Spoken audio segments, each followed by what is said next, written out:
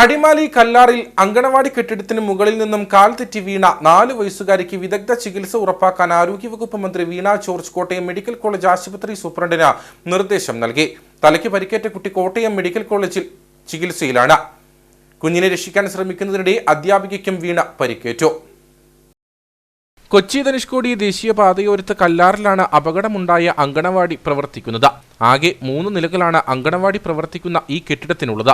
ഏറ്റവും താഴത്തെ നിലയിൽ അങ്കണവാടിയുടെ അടുക്കളയും മറ്റും സജ്ജീകരിച്ചിരിക്കുന്നു. 2ാം നിലയിൽ സർക്കാർ ആയുർവേദ ഡിസ്പെൻസറി പ്രവർത്തിക്കുന്നു. 3ാം നിലയിലാണ് കുട്ടികളുടെ പഠനം നടക്കുന്നത്. കഴിഞ്ഞ ദിവസം കുട്ടികളെ താഴത്തെ നിലയിലെത്തിച്ച് ഭക്ഷണം നൽകിയ ശേഷം തിരികെ മുകൾ നിലയിൽ എത്തിയപ്പോഴായിരുന്നു 4 വയസ്സുകാരി കാൽവഴുതി മുറ്റത്തേക്ക് വീണതെന്ന് സമീപവാസികൾ പറഞ്ഞു. ഇവിടെ നോക്കിയപ്പോൾ ഇവിടെ മൊത്തം ഈ സൈഡ് മൊത്തം നനഞ്ഞ് നാശമായി കിടക്കുക. ഞാൻ രാവിലെ തുറന്ന് കയറി നോക്കിയായിരുന്നു. പിന്നെ കൊച്ചിയെ കൃത്യമായിട്ട് വീണത് എന്ന് പറഞ്ഞാൽ ആ വെള്ളം കുത്തി വീഴുന്ന അവിടെ തന്നെ കുറച്ച് വീണ കാരണം കൊച്ചിൻ്റെ ഭാവിക്ക് കുറച്ച് നേട്ടം കിട്ടി. അതെല്ലാവരും കുറിച്ച് അവിടുന്ന് പോയത്.